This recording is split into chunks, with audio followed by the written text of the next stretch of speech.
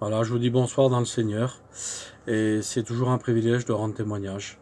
Et je vais vous raconter ce que Dieu a fait pour moi. Voilà, j'étais un garçon que je suis né dans une famille qui n'appartenait pas à l'évangile et voilà, j'ai vécu, je suis un jeune garçon et j'ai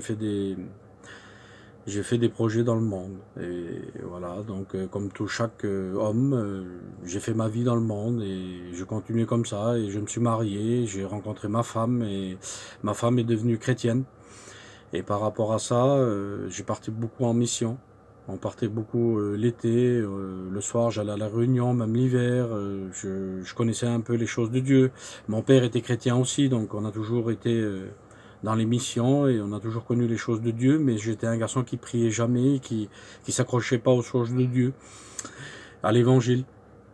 Et j'étais un garçon qui a fait beaucoup de projets dans le monde et je continuais comme ça dans mon travail, dans ma vie. Je vivais pour mes copains, pour mes amis, je faisais plein de choses. Et voilà, donc, et après, j'ai assisté à une réunion et le pasteur avait prophétisé les moments du coronavirus, le boom, le monde bloqué avec toutes ces choses-là. Et 2 ans après ça, il est venu ce moment, c'est-à-dire pour le confinement, là, j'ai accepté le Seigneur pendant le confinement. Et je lui ai pensé à cette personne qui m'avait dit, qui m'a fait prophétiser ce boom là, ce coronavirus. Il avait parlé de ces moments-là. Et, et moi, ça m'avait interpellé dans mon cœur et j'avais dit à ma femme, je lui avais dit que par rapport à ça, que j'allais changer ma voix. Et Dieu l'avait entendu comme une prière. Et j'entendais très fort dans mon cœur. Ça disait, je suis parti promener mon chien dans la forêt, tout seul, et dans mon cœur, ça disait, à la fin, je répandrai mon esprit sur chaque chair, sur tout homme, sur toute chair. Donc là, dans mon cœur, ça tapait très fort, ça parlait très fort. Je répandrai mon esprit sur toute chair. Et je lui ai dit, Seigneur, si toi, tu parles comme ça à mon cœur et que tu dis que tu répandras ton esprit sur toute chair, donc tu reviens reprendre ton église et tu repars avec tes enfants. Et ma femme et mes enfants partiront au ciel et moi je resterai sur la terre. Alors moi j'ai dit je veux pas rester sur cette terre, je dis je t'accepte dans mon cœur. Et vous savez, le Seigneur est venu dans mon cœur parce que moi j'étais un garçon que j'étais pas méchant mais j'avais de la haine, j'avais de la rancœur, je faisais des choses qui n'étaient pas à la gloire de Dieu et qui me privaient de sa gloire. Et vous savez, dès que j'ai dit ces mots-là, le Seigneur a rentré dans mon cœur, il a tout enlevé. Il a enlevé les passions, il a enlevé la rancœur, il a enlevé la haine, il m'a donné de l'amour à la place. Il a mis dans mon cœur, il a mis de la joie, il a mis de la paix. Il a mis tout ce qu'un homme peut pas avoir dans le monde.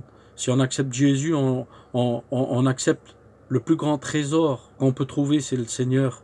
Et nous, c'est vrai que certaines personnes, ou même moi, je le savais pas, j'en étais pas conscient, j'écoutais les chrétiens parler, je savais que c'était la vérité, mais je pouvais pas. Quand on n'a pas fait une expérience avec le Seigneur, on ne peut pas comprendre. Et dès qu'on fait cette expérience, les seules choses que je regrette à l'heure actuelle, c'est de ne pas l'avoir fait avant. J'ai 41 ans et j'ai accepté le Seigneur à 41 ans. Vous comprenez que c'est un peu... Bon, c'est vrai qu'on dit qu'il vaut mieux tard que jamais. Mais si j'aurais su, je l'aurais accepté je sais pas, à 12 ans, à 15 ans. Parce que c'est la plus belle chose que j'ai fait de ma vie. En décembre, j'ai passé par les eaux du baptême. Et c'est merveilleux, mon cœur est dans la joie et dans la paix. Même pour mon travail, je me soucie de plus rien, je mets tout. Il a dit dans sa parole, il dit que si vous avez des soucis ou des problèmes, déposez tout votre fardeau à ses pieds. Vous savez, à combien que il nourrit les oiseaux du ciel, alors à combien qu'il peut nous nourrir à nous ses enfants. On est ses enfants, on appartient à lui, et donc moi j'ai plus de... Le lendemain, c'est vrai qu'il ne nous appartient pas. La pluie peut tomber sur le juste comme sur l'injuste. Donc ça, il le dit dans sa parole. Mais vous savez, je ne m'inquiète plus du lendemain. Parce que je sais que mon Seigneur, il est là et j'ai le rocher.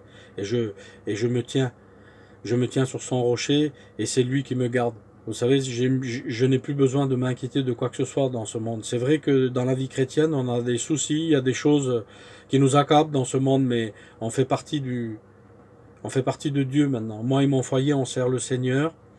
Et maintenant, j'ai une nouvelle vie. Une vie nouvelle.